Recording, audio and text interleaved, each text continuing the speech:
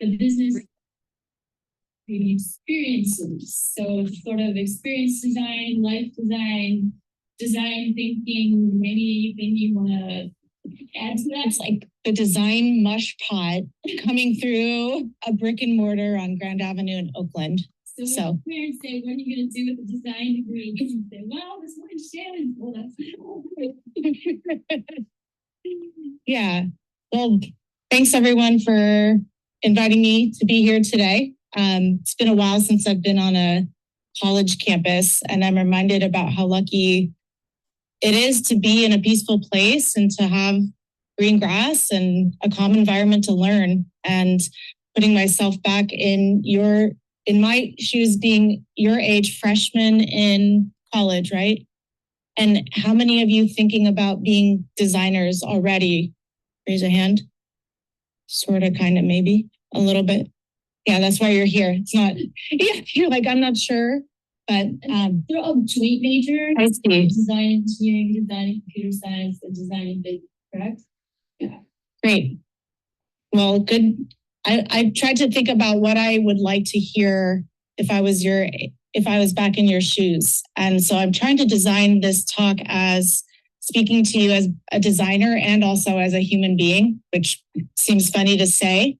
But trying to share some things I learned about being a human being through design and through being 41 years old now, having about 20 years in design experience, from designing parks to designing yoga sequences to designing spaces to designing businesses. So I titled this talk Design for Spirit and Design for Life. So what I am trying to encourage you to think about is that your design experience is about capturing the spirit of either a place or of a product or of a community, and thinking about there being a spirit that wants to move through what you design, and that how you create the form of your design is about offering to that spirit that wants to be born on earth. That you are, as a designer, starting to learn about what the world needs and become really attuned to putting on your goggles, like your compassion goggles, and looking at the world around you and seeing what's missing, which is a lot in this world, and seeing what spirit, how that resonates with your spirit and where the intersection of that can inform what you create in this world. So I'll talk more about that. Yeah. If you need us to move around, these desks are on wheels. So. Got it. How would it feel to move closer? Is that weird to invite you all to move a little closer? Come on closer. Yeah, feels like you're far away. You don't need a desk.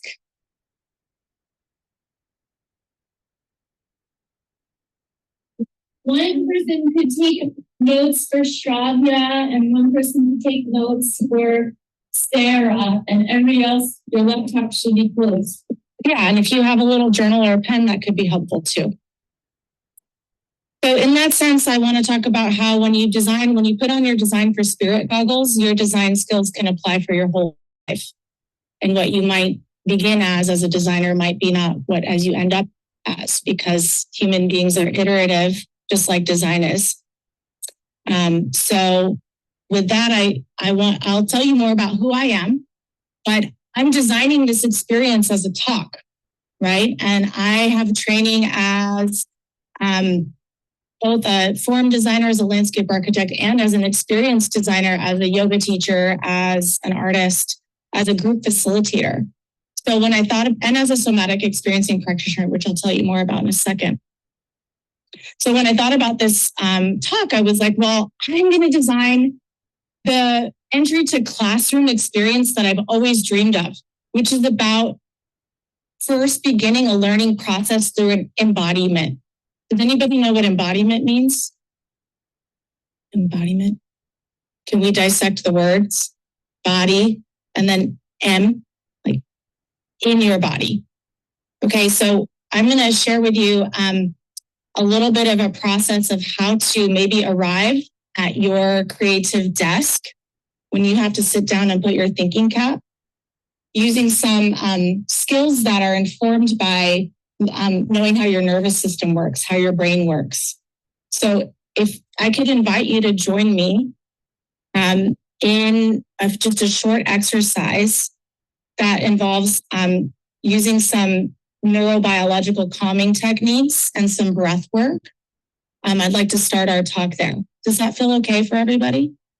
Yeah, great. So go ahead and rub your hands together. And shake out your wrists.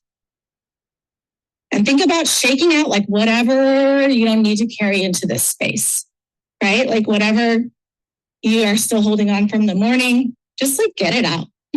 And then wiggle your hands up, up, up, up, up. And then kind of like sweeping a bubble down. And then up they come. And then sweeping that bubble in front of you. Like this little bubble of your space. Inhale the arms above you. And then sweeping the hands down. And like I'm imagining as I do this, like I'm literally in a bubble, seriously. And I get to invite what comes in and I get to say what stays out. So you might try that on. And as you imagine this bubble, let's feel your feet on the ground. So go ahead and bring your chair a little bit so that your back is supported by it. Yeah. And your feet are on the ground. And just check into your right foot. And put your mind there until you say, oh, I know my right foot is touching my shoe.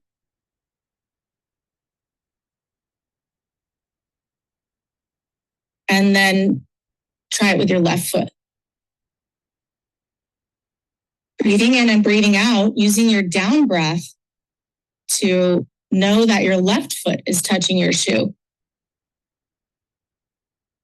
Yeah. And then feeling the back of your body on the chair. It's really good to find the present moment, to find the ground. Okay, so letting your out breath let you settle into the chair. Yeah. And then take your eyes and let them lift. And let's just take a visual lap around the room. Okay, slow and steady. This is called orienting. Animals will do this in new environments. Like if we were in the African savannah and we sort of poked our head out of the hole in the ground, we would look around and we'd say, am I safe here? Right? And so we're doing this consciously so that we can trick our brain. We are safe here in this moment, right? We can let our brain know that, and that helps us get more calm. Okay, so breathing in, and then just find one object in the room that it doesn't matter what it is, that you just want to study a little bit, let your eyes fall on it. And start to notice in that object the form of the object and the color and how light defines the shape.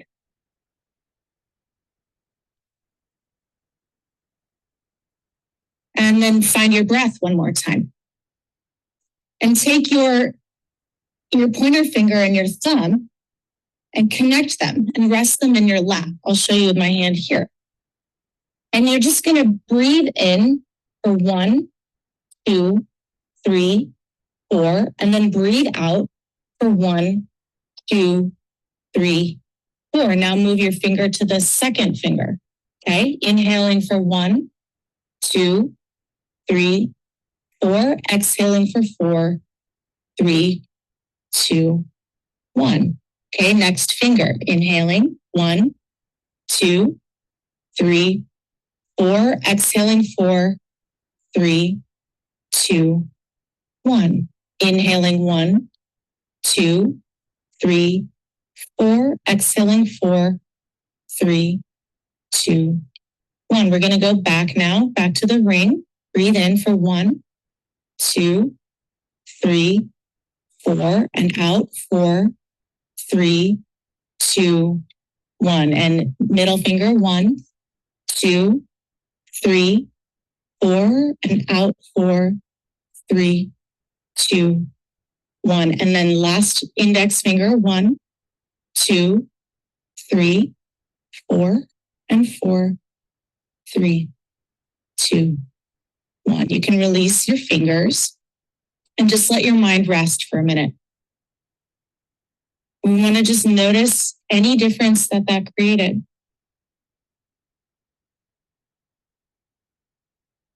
And I'm going to invite just a couple questions for you to consider as I'll be answering them from my end. So as I ask these questions, I'd like you to just pay attention to any pictures that come up in your mind, any sensations in your body, or any emotions. Okay? Why am I here? Okay, breathing in and breathing out. Why am I here?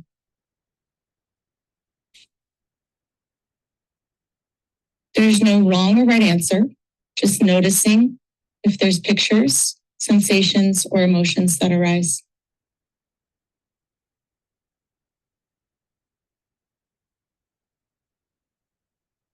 And then the second question is, what am I designed to create?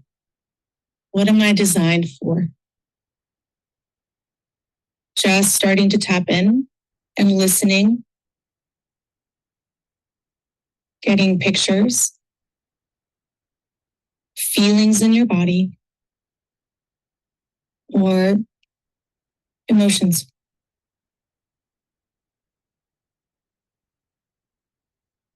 And sometimes you might see a big question mark, and that's okay. Starting to let go of the questions, and then just 3 more of those breaths, inhaling for 1, 2, 3, 4. Exhale for 4, 3, 2, 1. In for 1, 2, 3, 4. Exhale 4, 3, 2, 1. And in 2, 3, 4. And exhale 4, 3, 2, 1. You can swallow. You can open your eyes and just take like 2 minutes to write down what that was like for you on your iPad or in your journal. What happened in that meditation and what were the answers to those questions? And again, not knowing is okay.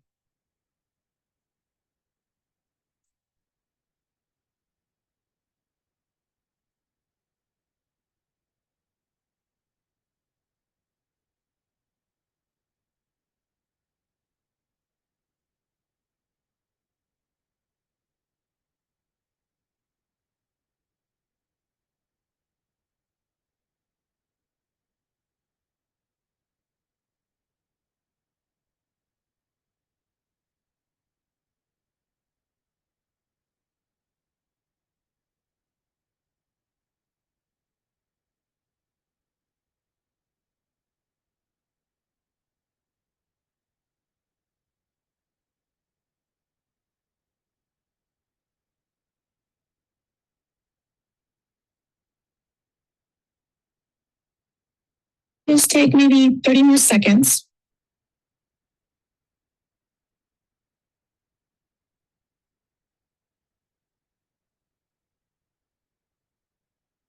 And I know you're done when your eyes are looking at me.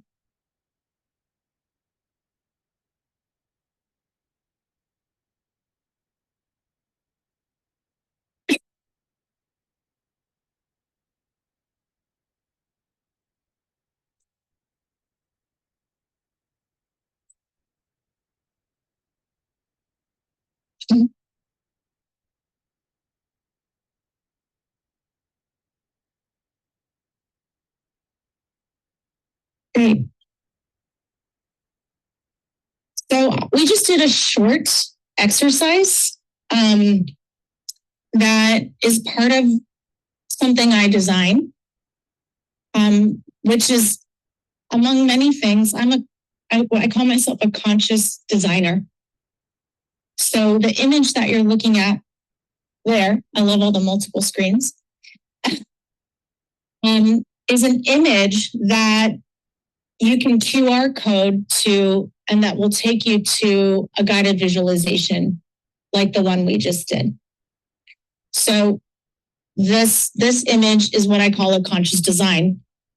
And it speaks to the evenness of breath. Okay, so what we just did is called Sukha Pranayama. Sukha means happy in Sanskrit. It means blissful.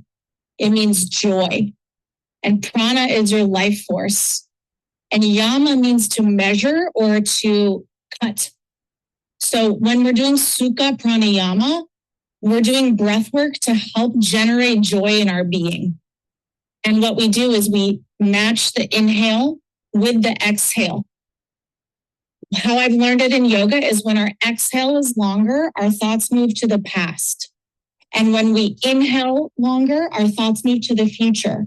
So when we balance our breath for a sustained period of time, our mind comes to the present moment. Does that make sense what I'm saying? And it takes practice. So if that didn't happen for you, I mean, it's okay. Maybe that was the first time you meditated or tried something like that. But I taught yoga for many, many years, and I still do.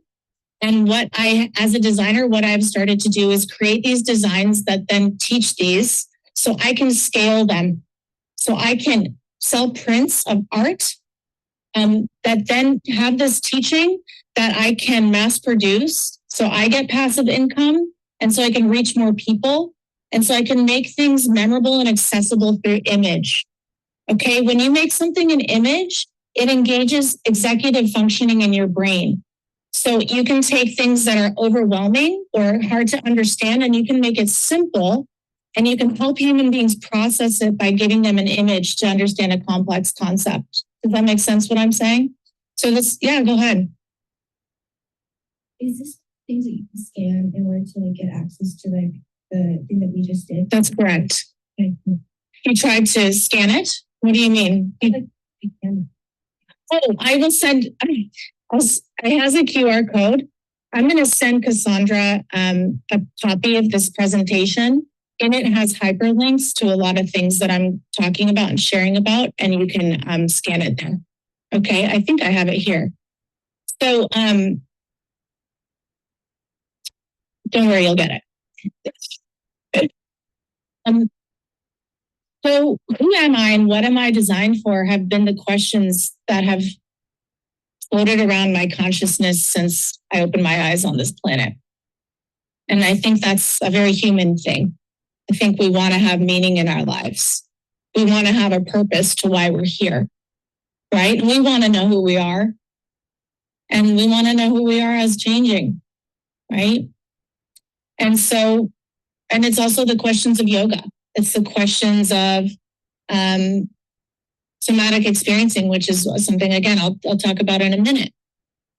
But as a designer, I think the world is always trying to tell us who we are, or we're trying to fit ourselves into things that maybe other people expect us to be. And I think it's a question that I'm not going to tell you what's right or wrong, and we all have to face the world. And we all have to deal with the hands that we're dealt. But this process of centering your mind and coming back into stillness and sitting with those questions, I think is important as we all walk through this life so that we can keep our spirits.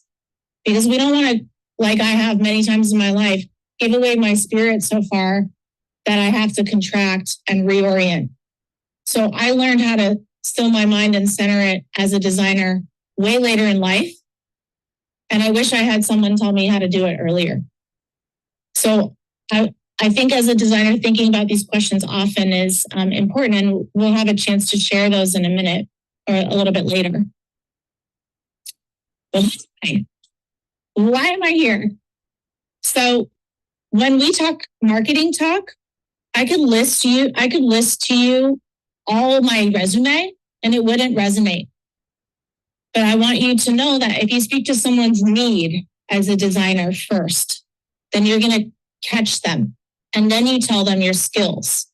So again, as a designer, when you're looking around, what's the need that I'm designing for and how do I communicate that? So I'm going to tell you who I am by speaking to someone's need. Does that make sense? I help people find their power from their past, their courageous presence in the present, equipping them with maps and tools to build the future they desire. That's why I'm here, or who I am, rather. So I do this in a variety of ways. I teach groups and I coach leaders and artists. Okay. I design places, products, and programs. Why? To spark human connection, compassion, and creativity. Okay. So I call myself a creativity activator. What that means is it doesn't matter what environment I am. If I'm sitting with a CEO, coaching them on their life, to leading a retreat, to designing a conscious design like the one you just saw, my goal is to help people find their power and to help them understand their gifts and to share them with the world. Does that make sense? So with that, I have this background of arts and yoga. Okay, for 10 years in San Francisco, I taught yoga, the public vinyasa classes, which are experience designs, which are energetic experiences that bring people to their own wisdom. I'm a somatic experiencing practitioner. Has anybody ever heard of what that is? What is it, Cassandra?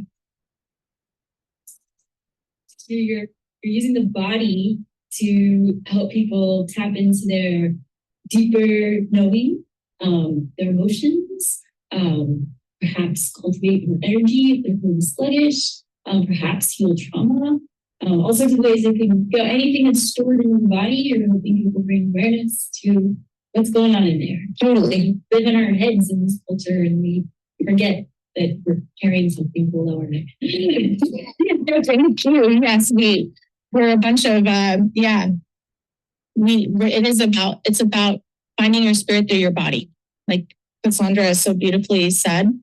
I have a lot of trauma in my background, and for many years I healed with my own SEP.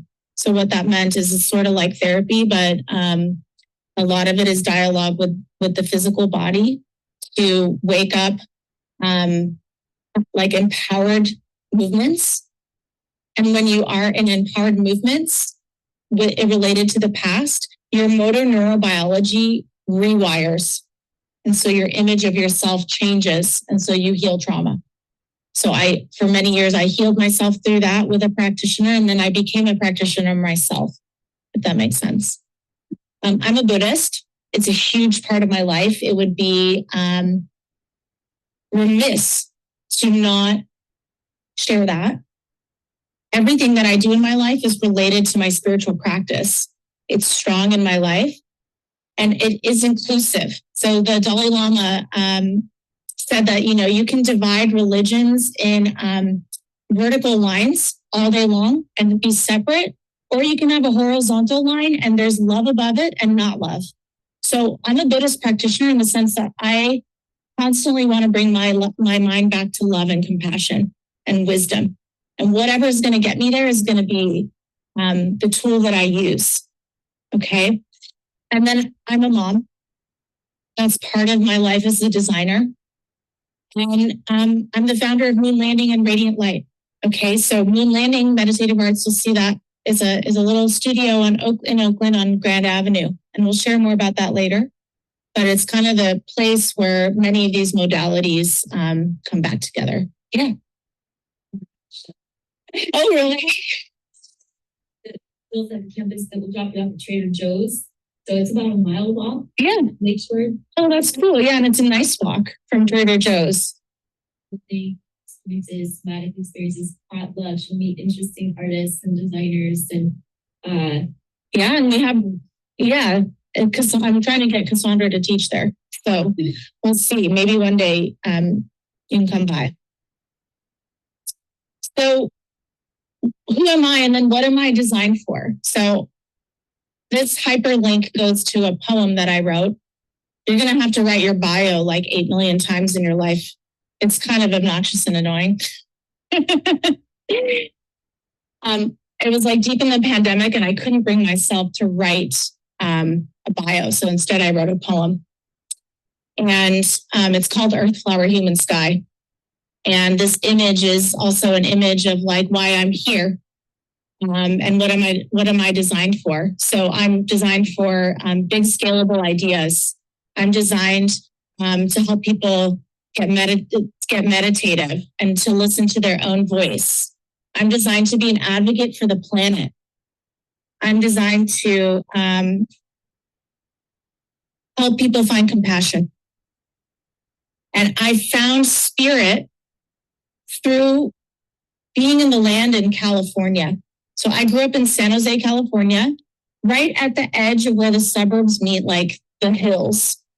And so it's this very strange upbringing where I'm in this super sanitized sidewalks, like groomed lawns, and then this like wild poison oak, like oak trees and like animals and creeks. And I like had this beautiful life where I was able to roam around on my own.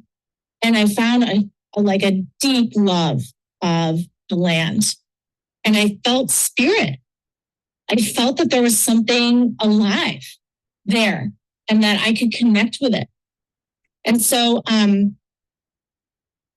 the opening lines of this poem are, from my earliest memories, I looked through fresh eyes, enchanted by the preciousness of being alive. My mind's eye taken away, up, up, up into the sky, soaring above the clouds way up high. As I lay down below, a child, hidden in purple lupins that grow at the edge of the California wild and the suburban tame, I remember tender feelings the landscape made plain. They tugged my heart to purpose in the time that remains to leave the world a more beautiful place than I came, where the people and environment harmonized in the places we met, to give offerings, gifts for us to heal and thrive. That's the reason why I'm alive. Okay. So I think I'm trying to convey that you get a sense of who I am more than my bio. Right? And as a designer, you're going to be a storyteller. How you communicate your ideas is just as important as the ideas themselves. So if you can be artful and creative and clear, you're going to win people over. That makes sense. So if you want to hear more about that, that's also a conscious design. You can click on that link later and it shares my story. But I'll just say, I've always known that I'm designed to bring compassion and to be an advocate for the earth. I didn't know what that meant. It took a long time to figure that out. Still figuring that out. Okay. But there's a vision there. I was an art major. Didn't know what the hell I was going to do with that. Growing up in San Jose, there was a dearth of public spaces that I thought were compelling. I would come to San Francisco and be like, wow, the public space here, the parks, how the city is like embedded with these hills that you get these sweeping views and how that creates this incredible experience walking around the cities that you connect to spirit. And how do I combine my art with my love of the environment? And for a long time, I thought I was like, oh, light bulb, landscape architecture. Cool. You get to learn about plants. You get to like design spaces. You get to like make gardens is what I thought it was. And so I was like, okay, well, I'm just going to work really hard and I'm going to become a landscape architect. So I was designing windows for anthropology right after college, and I took night classes. And then I enrolled in a master's degree program at UT Austin, and I took 3 years to be a landscape architect. And then I worked in San Francisco for 3 years.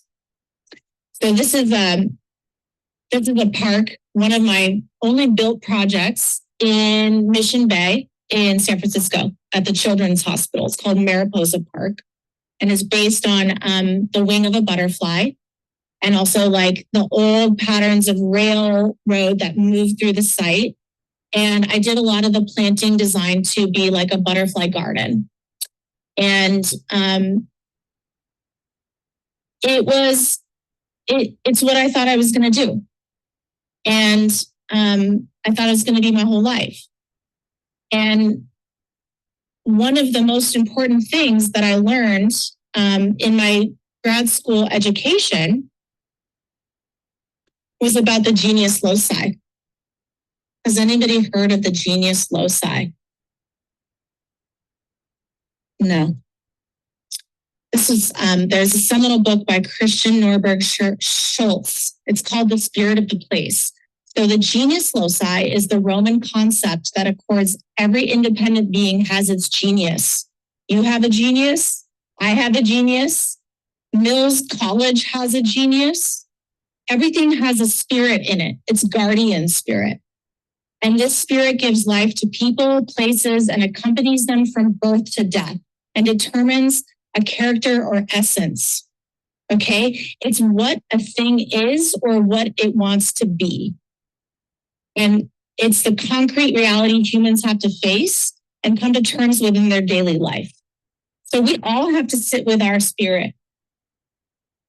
Whether you believe in that or not, you have to sit with the feelings in your body. I think it's the same thing. And what we learn, and so this is the Oracle at Delphi, right? Cassandra, you know much more about it than I do. Oh, tell us more about that. So, in Greek mythology, Cassandra, who is the daughter of Helen of Troy, she gained the full extent of her psychic powers when she stroked the pythons at Delphi. Because when you see the double, like the medical staff with the two snakes, those snakes represent the Pythia, the priestesses that were at Delphi who were healers. And then that stick is the staff of Hermes, her mistress Megistus. So it's the snakes of Delphi, the Delphic priestesses wound around the medical staff. So that comes from Delphi. Yes, thank you.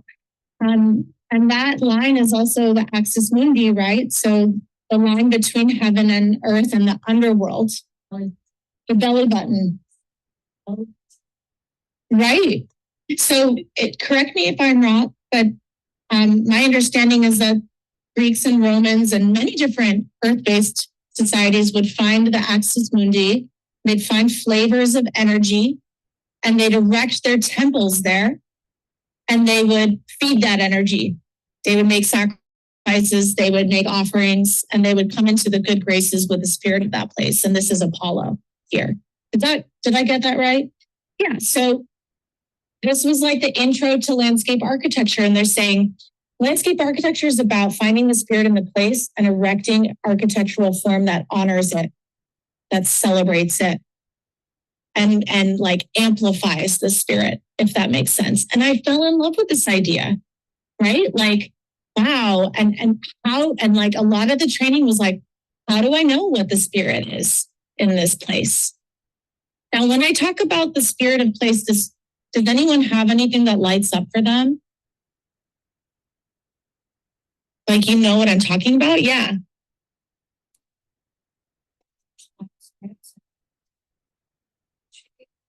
And I don't know, anytime if I could be grounded or anything, I would just be under the literature. Like I was like immediately in my safe space every single time that I would get tuned.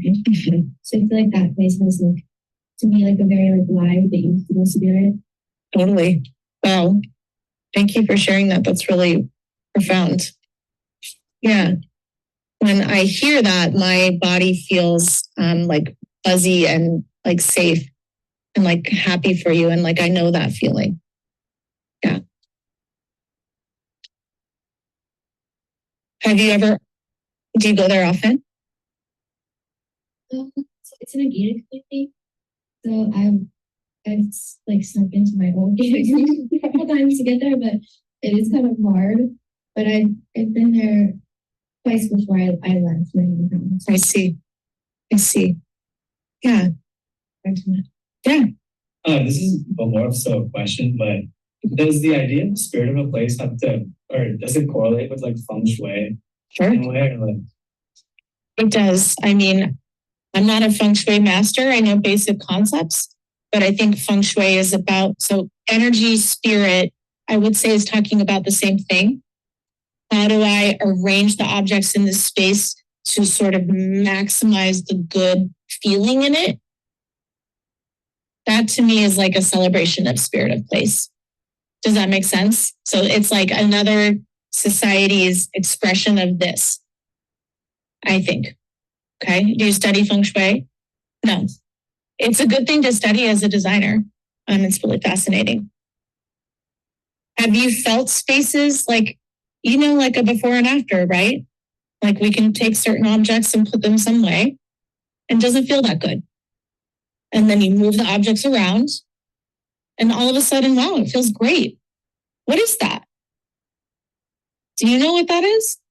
But like, I get that. I get what you're talking about. I mean, every time my room is messy, I just clean it up and I do feel much better than I did before. Totally.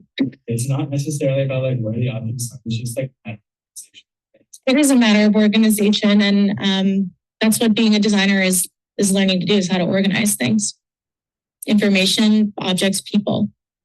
And if we were in ancient Greece and we were priestesses and we recognized the energy of that willow tree, we would go and we'd make like little offerings to it. We'd like give it little gifts. And like a lot of art healing books talk about the genius inside of us. And I think about feeding that genius. What do we need? What's the genius inside of us need to feel happy? That's a question. And it can be a fun conversation with self. Oh, all these things. So, oopsies. I'll move this around if I can. There we go. Where do I hide myself? So design training was about how to dwell with this genius. And to dwell means to live in harmony with something. Design is to create harmony. So when I learned how to study the land, what were the layers that inform the landscape that I'm in? Is it natural or is it human made? Is it wild versus settled? What's the cultural history here and who's telling the story? What's the relationship between earth and sky? Is it wide open views or is it like mountains enclosed? And how does that change my psyche? What's the orientation of the space and what's the character? And how is something bound? When do we start feeling differences in the environment? And what's the presence in the space? And what's the phenomenon that moves through it? So when you start as a landscape architect, you start to learn these skills to read the landscape and find the layers. They use the word palimpsest, the big word. Palimpsest means like in any city environment, there are many, many layers of history that get like applied and then scraped away. And and we're looking at like this layered experience that makes the environment rich. So becoming a designer of the landscape is about learning how to read that.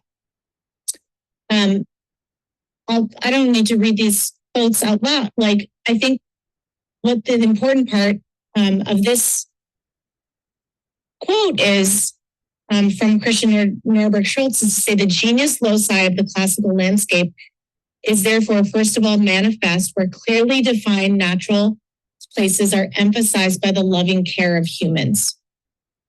So when your room is nasty, it's not loving care. When we care for something, the genius of the place gets happy. When I care for myself, my genius gets happy. When I care for my garden, it's happy. And that's how I start to dwell with it. So this picture is from the Tuolumne River headwaters, where I guide ultralight backpacking trips that center on the genius loci. And so the Tuolumne River is where San Francisco gets their water, but nobody knows that. They think it comes out of the tap. They turn on it and they don't realize it's the river. So I design experiences where we take people out into the woods and we connect them with that water and have them, like, we create stories. We have them bring offerings. Those offerings are like poems, songs, experiences, and we celebrate the river and we connect the dots. Okay, so that's one way that I work with the genius loci. Yeah. Sierra Mountain. The Sierra Mountain, way out by Yosemite. Do you know where Yosemite is? Okay, so all the way through there, and like big batholith, big granite, and it's all piped in under the bay to basically Crystal Springs Reservoir. So, you know, it's like save the water. It's actually like save the river, right? So there's some existential thing that changes as a human when I connect those dots. So we're looking at Zilker Park in Austin, Texas, which was one of the first places I did design work in my master's degree. And like, this is a Google map, right? This is how maybe because we see these maps so often, this is what limits our experience of the land. And we identify with labels. Walking in this environment is very different than the Google map, right? I don't really know what this place is until I go there. So as a landscape architect, we start with the satellite images and we we discover what's there. And then I learned to map phenomena. So this is the same place, but it's a sound map. Okay, so here's this freeway, and then here's this road. And here's like sound that gets compressed, like it gets amplified in the places where I marked it. And as a designer, you know, and I'm trying to create a park, I want to shield people from loud, obnoxious freeway sound, right? I want to amplify beautiful river sound. So what the genius is beyond what we can see, and making maps as a designer is mapping to the five senses. Where are the sounds beautiful? Where does the sunlight come in and create beauty? Or where does it need to be amplified? Where are there beautiful scents in the air? Right? Like, so we're trying to learn to read things from an embodied perspective as a designer. And with this, this is the same like landscape, but it's like a memory drawing. It's like, hey, I went and visited this site and I walked around the whole land. And what are the things that my psyche like remembers? And what are the things that stood out as a designer? Because as a designer, I want to amplify the things that are noteworthy and make them visible to other people. And I don't know if you're visual people yourself. There's people who are visual and people who are not. And they won't see it the way that you see it. Like my sister, she's a great lawyer. She's awesome, but her mind does not read rooms. Like I go in and I redecorate her space like that. And she just doesn't see it that way. And I'm like, how do you not see that? And it's just a different way mine works in a lot of training. So I'm learning to pull out things that I remember to create experiences. And so so I started with hand working and then learned to use computers, which all of you probably know. I didn't at the time. I was anti-computer. I was like, I can't think in computer. And I'm so glad I got this design degree because I learned all the computer skills I learned AutoCAD and Rhinoceros and all the Adobe suite. And I became literate to express my ideas. And I had a belief when I was your age. I didn't go to architecture school until I was in my mid to late 20s, because when I was 18, I didn't think I was smart enough to learn AutoCAD. I was like, oh, it sounds hard. I don't think I can do it. I was like, that's so dumb. That's so dumb. I can do hard things. And I had to break through that belief to clear my path forward. So I want to encourage you, if there's any like false beliefs about that, about yourself, like, don't waste your time. Just do the thing that makes you a little bit scared because you can do it. You're smart enough. Does that make sense? Okay. So this is Dallas, Texas. This is a studio where so that moving through it is the Trinity River, which existing conditions sucked.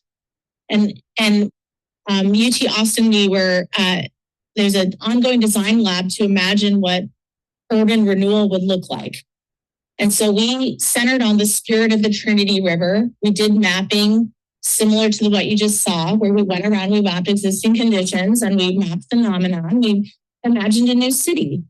And one thing I learned too as a landscape architect is like, how do I zoom out? How do I see things at a city scale? How do I start to diagram things like green systems that might work to amplify the river, that might start to weave in through the city so that I have green networks of pathways that are nice to walk to get to this main resource so that I can dwell with the river. And then how does that look like if we reimagine a street, right? How does that become a green finger? And then what are the details of that?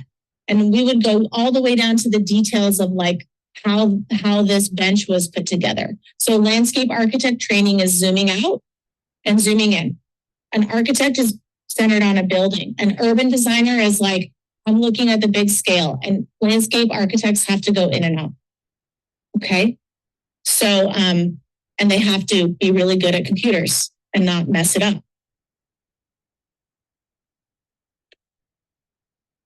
You guys doing okay? You need to stretch?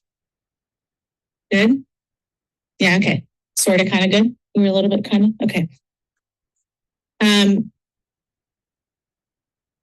When I was 24, the summer before graduate school, we had a summer atelier. Atelier means design workshop, where my Harvard Graduate School of Design teacher, Hope Hasbrook, went on to say, no spirals in design. Absolutely don't put them in your designs. They are silly shapes. They are not allowed here. And I remember being like, what the F? Like, why? What's that? I'm a mom. My son got mad at me for saying hell this morning. I was like, oh, you're right. All right. I was like, what the fuck? But I was like, okay, I'll drink your Kool-Aid. Mm-hmm. And so what was celebrated, and there was a long lecture on like anti-Beaux-Arts architecture, which is about using ornament, which is about using symbols in architecture, which is about putting statues in places and designing columns with symbols that have stories in them. And we're going to throw that all out so we can have modern form. And I was like, okay, I'll do that. Whatever. And then I also thought at the time, I was like, all right, I'm going to nail this. I'm going to be the best at grad school. I'm going to be the best designer, and my life's going to go up. It's going to go up and up and up. And guess what? It didn't go that way. Okay. It went like that. I was a landscape architect in San Francisco. I had gotten the job through being one of 6 chosen out of the whole country to be an intern at a group called a firm called SWA Group. And I started there designing mega cities in China and wiping out hutongs, which are the vernacular or the cultural landscape of Beijing, and putting down 5-lane highways and super malls. And and a pretty urban park that, oh, by the way, don't put places to gather, because then if people gather, they talk. And when they talk, they come up with ideas. When they come up with ideas, they overthrow the government. Okay. So I was designing from the aerial perspective in places I've never been, which is the opposite of designing for the genius loci, right? And I also was designing on AutoCAD. okay, for hours and hours and hours and hours while my life was literally falling apart, my personal life. Okay, my family had problems. I had a lot of addiction issues, right? And so I spiraled down and I got fired for standing up to my boss who shamed me in public, for the client not liking the design that he had created, that I rendered, that we tracked the drawing for a month. And I was like, he didn't like me. So we got into this big conflict and I was fired. My life went like that. And my arm was useless. I have something called thoracic outlet syndrome, which means my nerves here get compressed from doing this and forward head. And so it's like a sharp stabbing pain in my back. And then I can't use these fingers. So my dominant hand becomes useless, which is terrifying. And it's also from clicking the AutoCAD over and over and over and over again. So when you're on your little phones, we all do it. This is going to be big problems later down the road. You have to open up your chest. You have to stand up. It doesn't hurt now, but it will. Okay. So anyway, my life went down and I could no longer be in the field. So I had to sit again with these questions. Who am I and what am I designed for? Not knowing. Like, oh my God, I've just dedicated like 7 years of my life to this. And I'm broken right now. Where do I go? What do I do? And like the genius inside of me is hurting.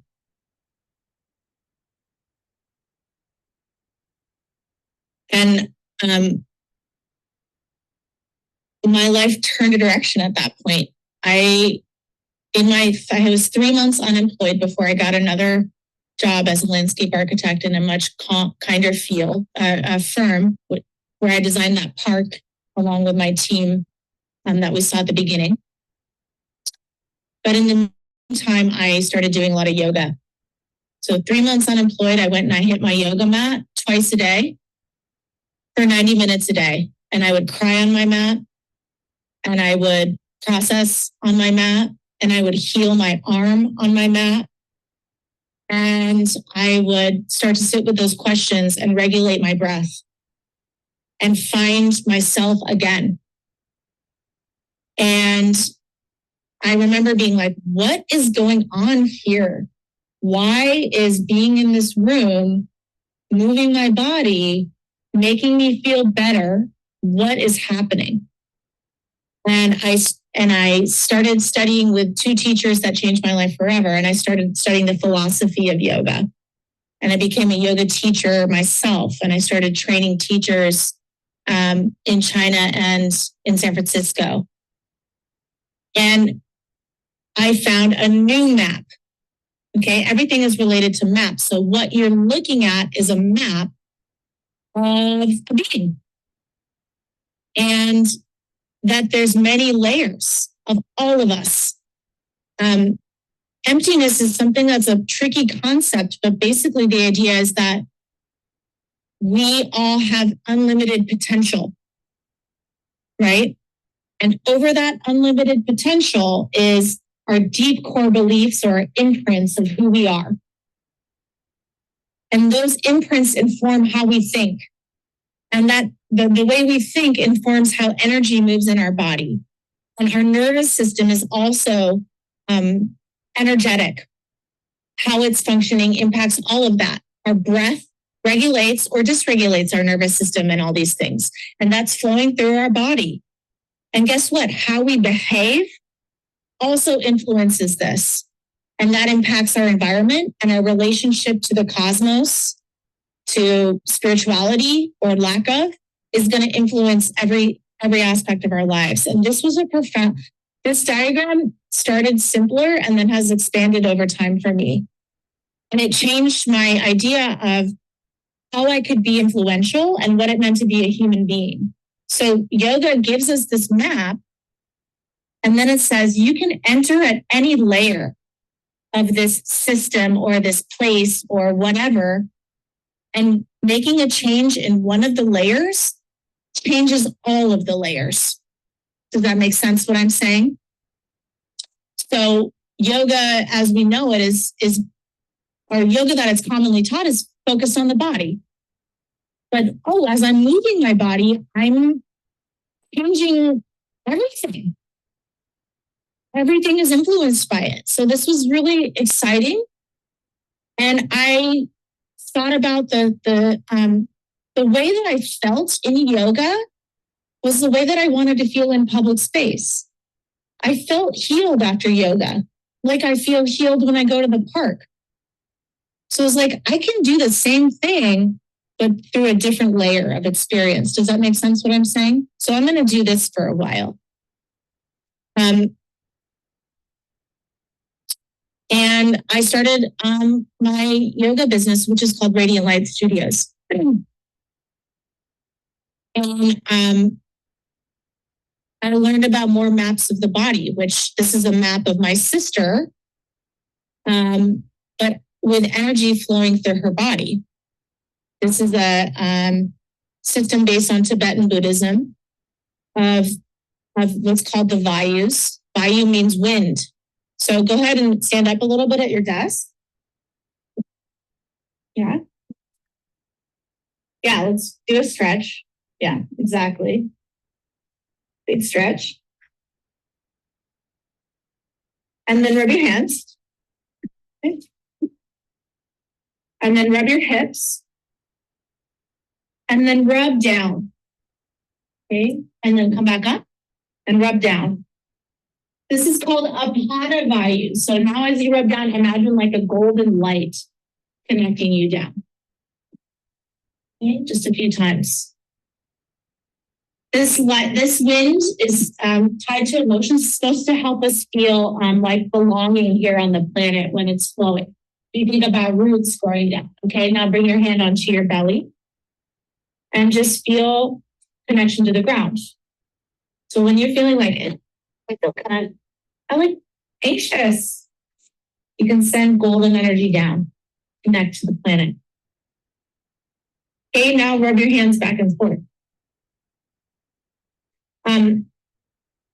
So in grad school, we would have design competitions, and like my friends would get really competitive, and like they'd be like frenemies, like I'm gonna win. And like sometimes I'd win, but sometimes I wouldn't.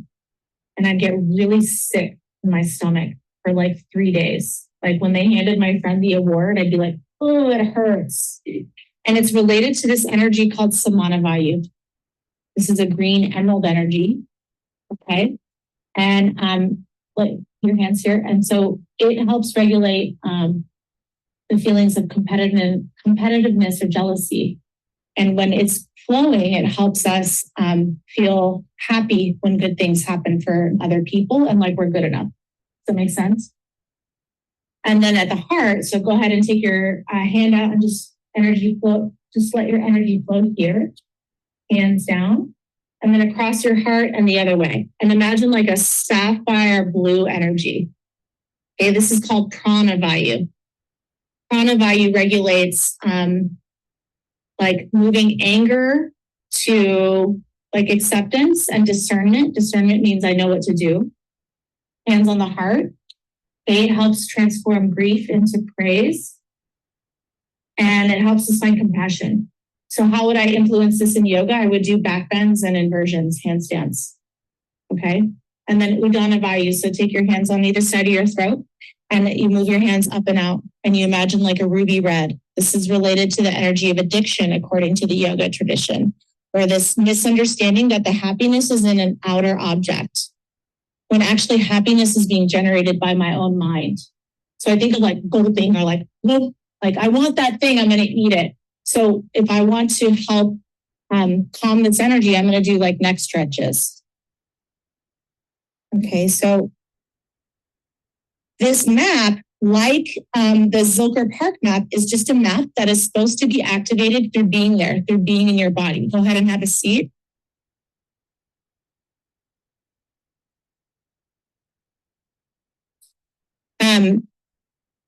So this is the kind of yoga I learned. And through that, I healed a lot. I mean, I'm still, I don't think my healing's ever done. But I had something to do. Like if I'm feeling angry, I have something to do with it. I can go use my yoga, how I move my body to help myself. Make sense? I can stretch my legs when I'm feeling shame. If that seems weird to connect, but if I can remember I belong here and feel my feet on the ground again, right? And so I started learning about these maps and I started making manuals with my teachers. So you're looking at in the upper hand corner, the design manual for our 200-hour teacher training. And in this, images of the subtle body, the energy body that we would learn about in these trainings. Did you have a question? But before we were talking about your professor having like band spirals, and then I'm like seeing a spiral here and on the last slide. I was wondering if that's something that you realize because like I know spiral. I don't know if it's in Buddhism, but I know it's famous to like represent like entropy in life. Right. So I felt like is that something that is like you learned a part of your journey and like making maps? Absolutely. I think you're nailing it. That this whole talk is about reclaiming the spiral. And about, this whole talk is saying life is a spiral and dispelling that belief. Okay. So here's me teaching and just learning about the body. And then again, learning how to facilitate space. So the more you can learn about energy, the more you can learn about how nervous systems work. It's going to make you more convincing as a speaker, as a designer, as a leader, which I know many of you will be, right? So I learned how to help people in that way. I don't know what else to say about that.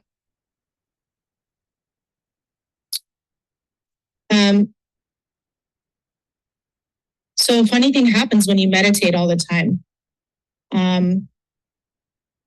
You change and life starts to move in ways that you never could have imagined. And this work, the Muse Mandala, is my life's work.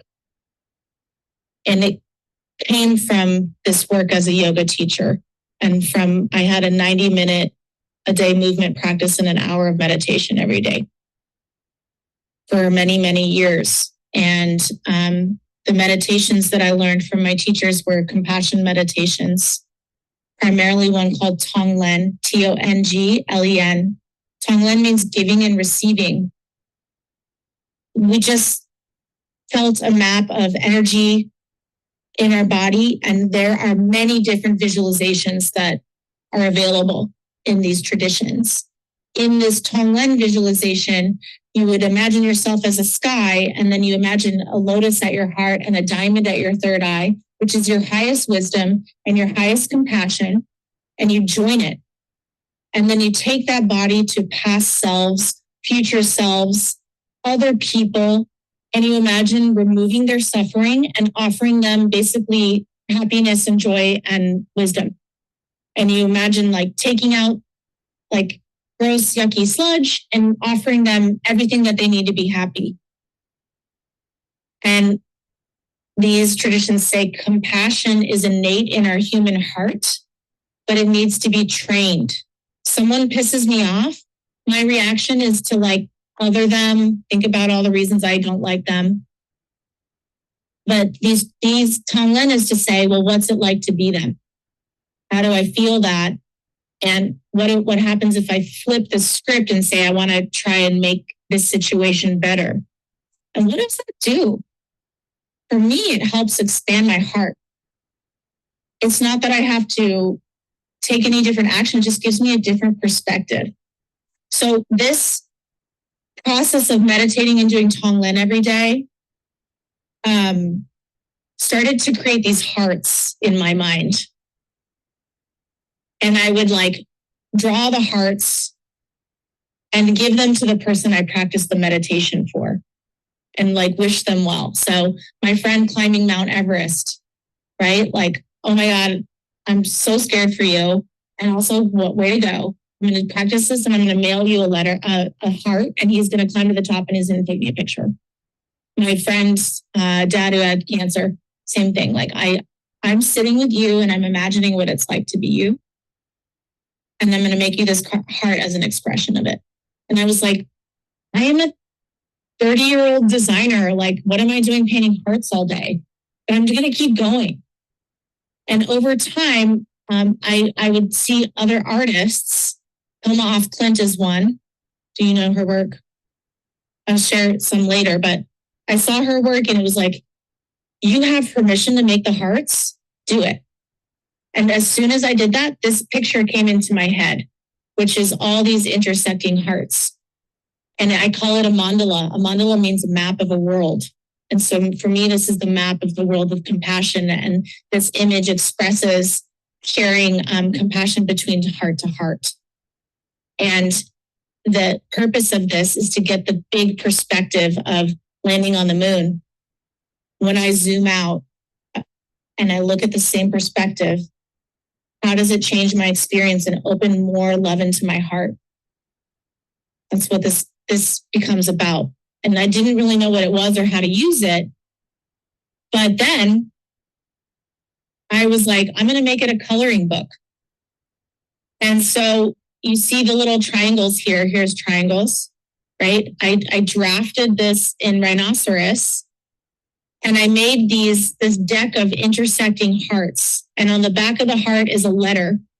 And you can you can do the meditation and color the heart and then send the heart to the person you made it for, if that makes sense. And so this is like during COVID. In the middle is like my son running on Ocean Beach as COVID was landing. So you see the virus here.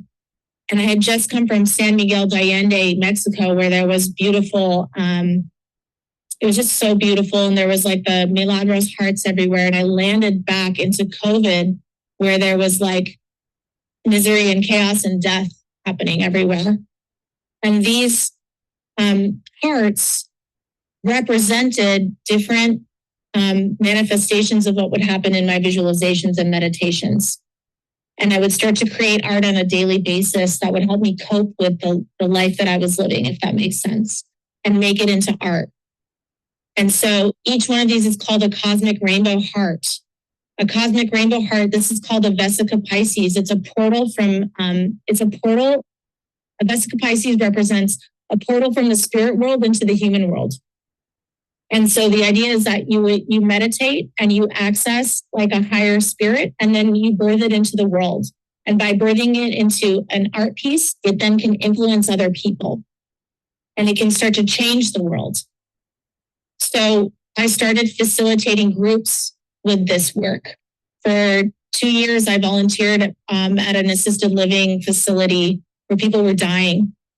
And we would meditate and color these hearts together and have conversations. And I would facilitate groups based on themes. Like this group here, we're talking about the ideas of kindness, joy, equanimity, and compassion. And we did movement practices and meditations and colored hearts for each of those. And then we talked about it. Why? Because I'm trying to create human connection that goes beyond who are you and what do you do? Okay. This began right around when George Floyd was murdered. I would ascend. So this is the same place every day. I would ascend Bernal Hill in San Francisco, and I would meditate on like different flavors of energy. So this is about meditating on generosity, and who reminded me of generosity. And this is kindness, compassion, joy. And each one of these is like a letter for someone that I drew and colored at the same place every day. And then I have a map of these energies that becomes a resource for me, if that makes sense. It becomes a ritual. I would watch the sunrise every day and ritualize my life to get some sort of order in the chaos of COVID and connect to people in my life and then make beauty. So there is both the chaos of what was happening in COVID and this huge revelatory experience for all of us. And there's also this beautiful piece of art, in my opinion, that came from it. Does that make sense? Which is what I think art is meant for, to transform pain into beauty.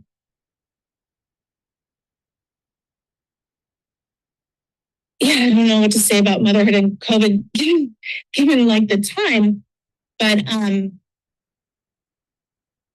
many of you will become mothers at some point or parents in your life.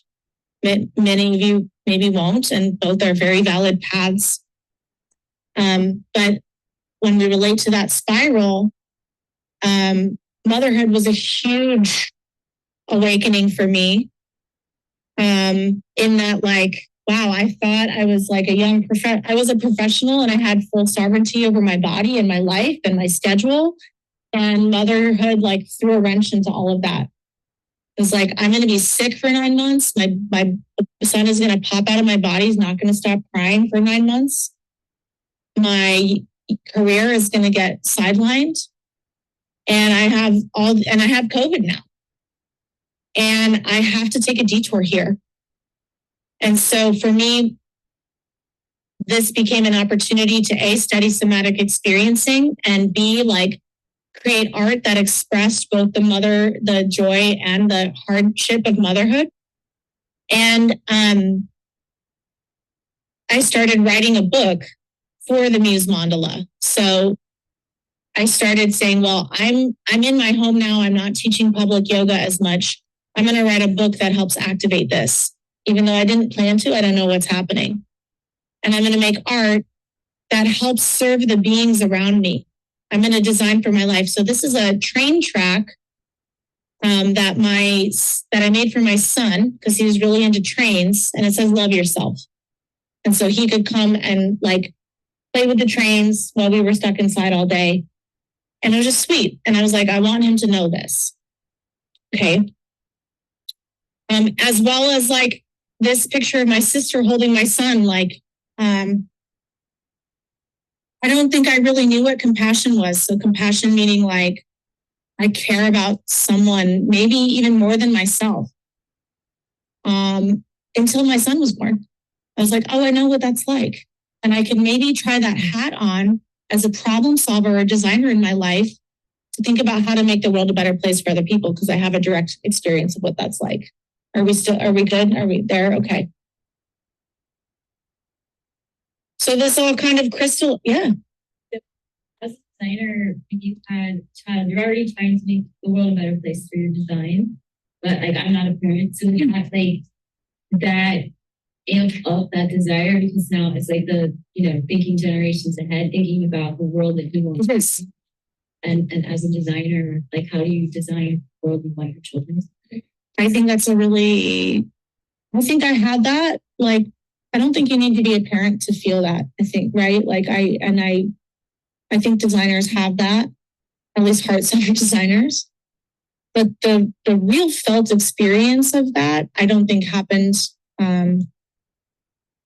until he came out of my body. And with that, there's a real terror, right? Like looking at the world and being like, holy fuck, like this is fucked up. And then being like, I want to be a mom who does more than like packs lunch, a healthy lunch for my son. And I want to use my life to make the world a better place for him as best as I can. And so for me, the Muse Mandala is my life's work that I want to leave to him. Like I wanted to have a place where I write a book and create a deck that kind of shares all my wisdom that I've accumulated so that when I'm dead, he has it. And when he misses mom, he can read it. Does that make sense? So yeah, in Buddhism, we think beyond this life. It's a worldview that has multiple lives. And I'm not here to proselytize Buddhism. I'm just telling you the perspective that I'm coming from. It's thinking about the next life. It's thinking about how do I make the world a better place for when I'm not here, because maybe I'll be back. So the Muse mandala is something where, and designers and landscape architects are doing the same thing. We're designing for a future that we're not even going to be around for, which is kind of cool. Life buildings. I mean, think about it. Cool. Think about it. We just looked at Greece, for God's sake. It's still relevant, maybe. I don't know if you're like, not relevant to me, but it's relevant to me. And so this all sort of crystallizes with Moon Landing Meditative Arts and having opportunity through Cassandra and I's mutual friend, Ingrid Peterson, to create a place where this all, like things like this are taught, where we're making conscious designs. And so this becomes a studio that I've built for the last 3 years to start to teach ideas like this and to allow other teachers to express themselves and to create a space for alternative ideas that relate spirituality and creativity through design to be born. And so here I want to just share with you, like, these are more of like conscious designs that I've created. So this is called a circle of peace. And a circle of peace is based on trauma healing. One of the first things you do with someone who's been traumatized is you give them a boundary. Just like the genius loci is defined by a boundary, we are also defined by boundaries, energetic and physical. You give them a boundary and you say, what's it like to sit in it? And when we have trauma, it means our boundaries have been ruptured. So when we sit in it, it's like, wow, what's it like to be in the state where it's not ruptured? And that can be a new feeling for people. And when I learned it in my training, it was like, oh, it was a dirty old rope. And I was like, why is it a dirty old rope? Why not make it beautiful? Why not make it sensual? Why not make it colorful and joyful? And then why not layer meaning onto it? So each of these colors of this circle of peace represents different people. Red is your ancestors, your spirit guides. Orange is your family. Yellow is places in the land, like your willow tree, that make you feel powerful. And the idea is you sit in it, you journal about it, and you start to create map of your resources, right? So that becomes now a product I've designed that can scale. I can generate many of those for not much money, and I can help heal people by not being there. Does that make sense? And same thing here, just like we did the beginning concept of the Sukha Pranayama with the even breath. These are conscious designs that I co-created with my friend Ingrid Peterson. This is about a sky meditation, taking in the sky, seeing the big picture, and these unlock all kinds of meditations on getting grounded. So this is where my work is headed, and this is the same map of the koshas, right? But then brought into what does it mean to be in a space? And so we think about Moon Landing Meditative Arts, and we change the diagram. And we say, how do all these things intersect and what does it mean? And how does this inform what the place wants to be? So here it is. I hope you'll come visit. And here's my son again, and we're about to do yoga. He's in a circle of peace. He invited his friends over. And so now I'm like designing places and spaces for him. Here's more people activating it. And we build altars at Moon Landing. So similar to the Apollo Delphi temple, we're creating little vortexes of energy through assembling objects. What was your name again? Arjun. Arjun was talking about feng shui. So we tap into feng shui and assembling objects to create energies to inspire creativity. So here's, and then we create studios around that where you can come in and meditate and make stuff based on the energies that we create. So this was like sparking the heart, and in the spring, and like spring fire and passion. And you could create a cosmic rainbow heart there. And then this was about peace and like generating peace in your life. And the energy that we put on the still life or the altar is different for every studio, if that makes sense. And so here's, people gathering and creating things at Moon Landing based on themes. So become an experienced designer. And voila, it turns out it is a spiral. It's a spiral. And not only is it a spiral, it's a labyrinth, right? Like we're not going to know which way it goes. And we're going to have periods in our life where we're closer to the center of who we are. and farther away. And sometimes it's going to feel confusing and scary. And sometimes it's going to be flowing. But the recognition of life being a spiral, I think, is very important to me. And I want to bring that back into the journey of a designer. And like, honestly, I don't know where my design work is going to go. I don't know if my business will be successful. I don't know if my book will sell, but I do it because my genius needs to do it. Because my spirit is asking for me to do it. And this is the last slide. This is, to me, the most important slide. Everything that we just saw came through teachers and through relationships. So you have an outstanding teacher. You may not really understand that. You have a brilliant person here sharing her life force with you to give you her wisdom that she's accumulated through her whole life. And she's here because she cares about you. And every teacher is like that. And they're important vessels of information and care that you can unlock through your life. And building relationship with your teachers and starting to see everything as a teacher, I think, is a really powerful worldview that can help serve you. So think about this room. Maybe you won't know people in 20 years from now, but maybe you will. And the relationships you build will change your life. I've had life-changing interactions from meeting someone at a birthday party, right? Or that first internship that I didn't get, or that I got to get the terrible design job, but it was okay in the end. I got it because they first told me no, and I kept calling and being like, I think I'm the one. And they said, okay, you are. So being brave, cherishing, like really recognizing, like, geez, I'm here and I'm so lucky and I have people who care about me, even if it's a few.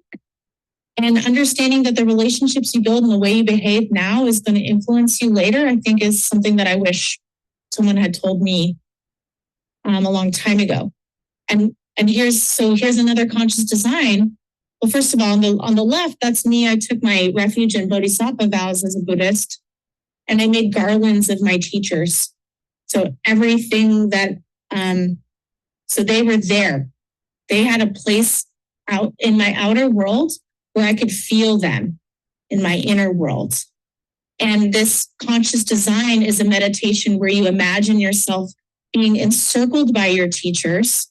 Like, we're sitting in the room and there's teachers here, and you imagine them pouring all their wisdom into you. So if you're giving a talk or giving something where you're nervous about it, you can imagine that, and then you're not so alone, if that makes sense. So again, like, this will be a conscious design that then activates a meditation for someone that then hopefully scales. And so that is the end of my presentation. And I thank you for your attention. Yeah.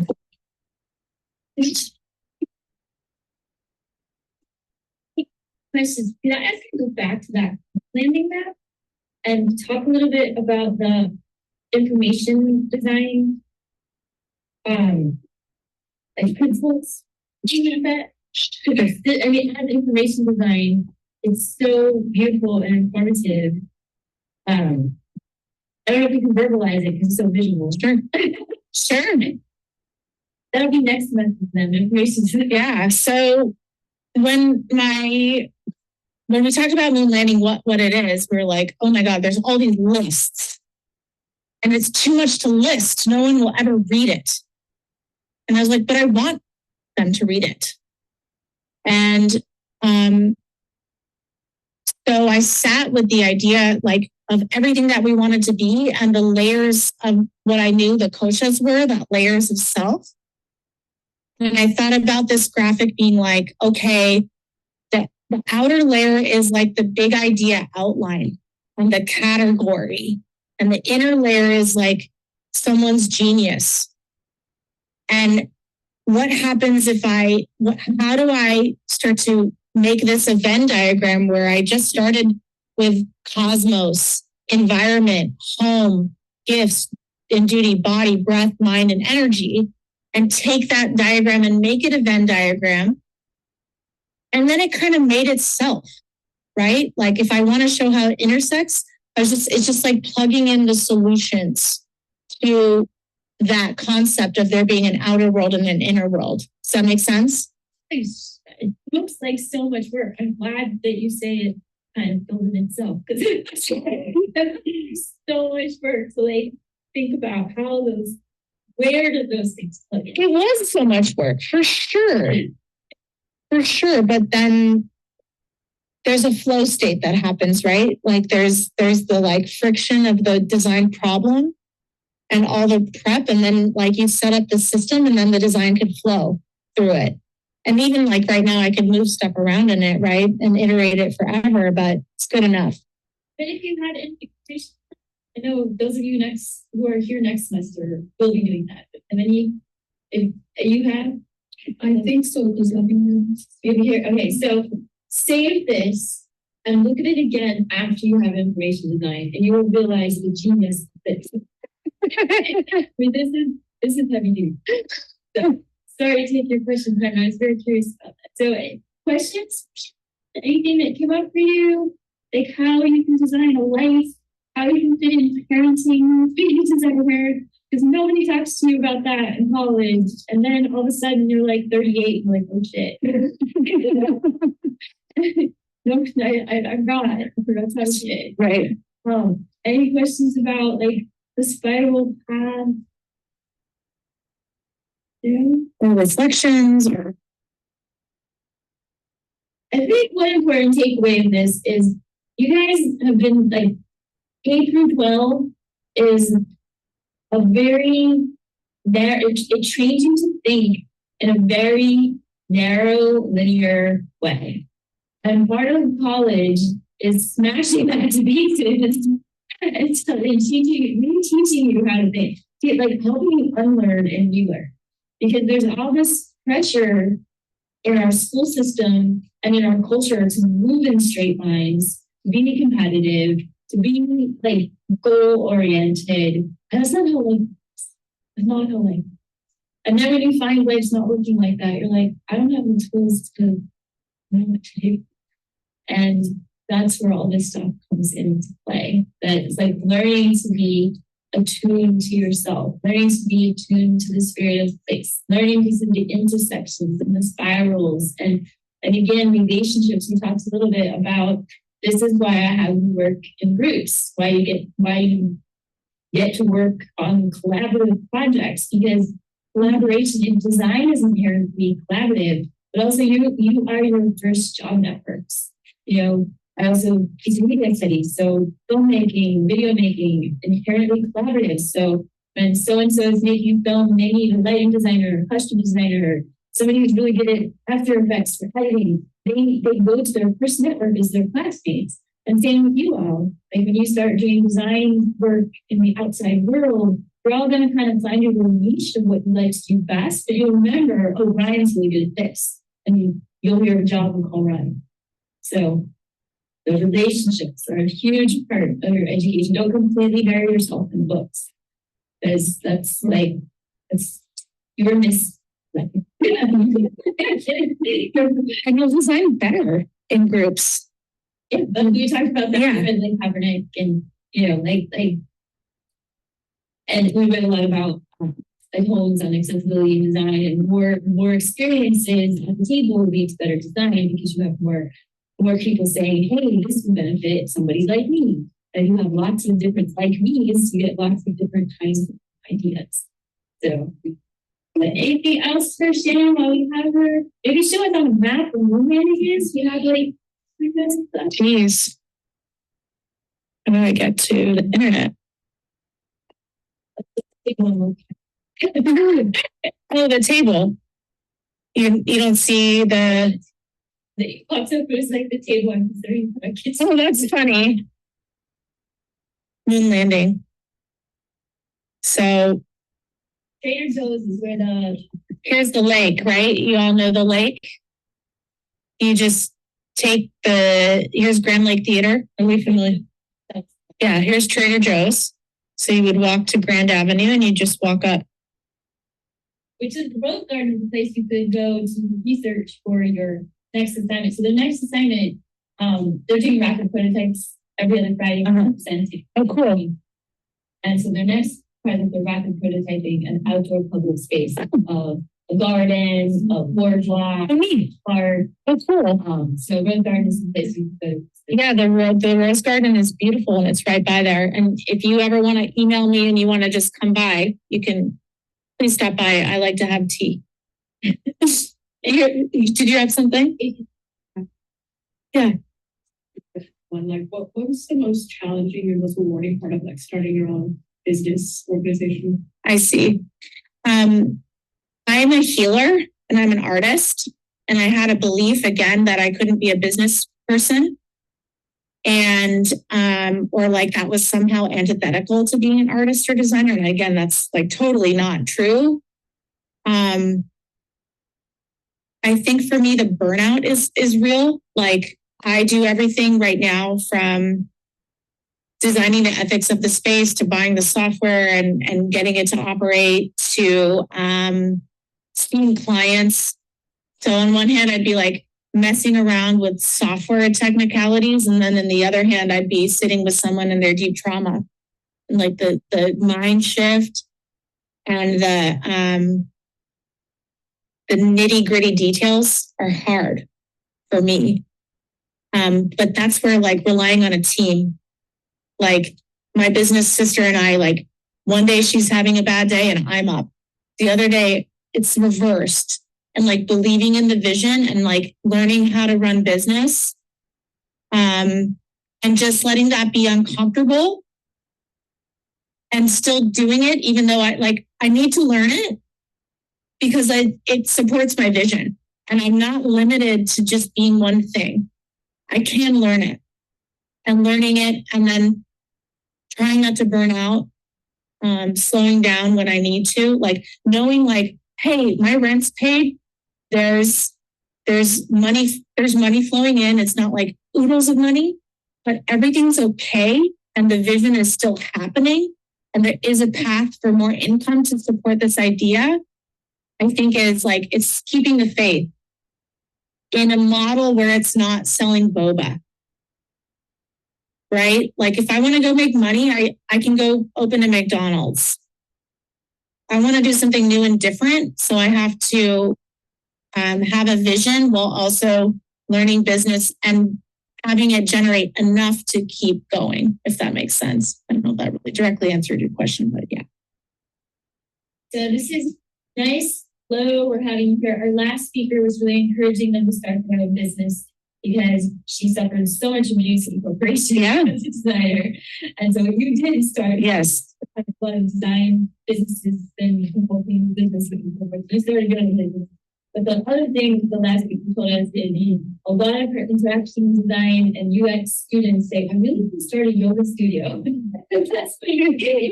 And then you're talking about like the senses, the multi-sensory experiences of landscapes and Gina's loci. And their next readings are, don't forget, you have 2 chapters to read for Tuesday and write your response about. One's on multi-sensory design for museums, and the other one is about interaction design, experience design, and graphic design meet. How cool. Perfect. It's 2 chapters with the essay due next. Very cool. When did you realize that you were ready to take that leap of faith to start? Sorry, just to interrupt you for a second. If you need to fresh through the fact we are out of time, so you're free to leave if you need to, but if you want to stay, we can stay. It was an intersection of opportunity. So it kind of was like opportunity knocked. Like there was a very unique opportunity to have this business in this place, like very, like a sort of a benefactor and like someone who gave us very, very affordable rent. And then a business partner who was aligned. And I was like, I gotta do it because now is the time. So that's how I found the courage. And I mean, it was just like, it's either now or never. Does that make sense? Okay. Yeah, you're welcome. Thank you. Yeah, thank you so much. Nice to be with you all. Thanks for listening.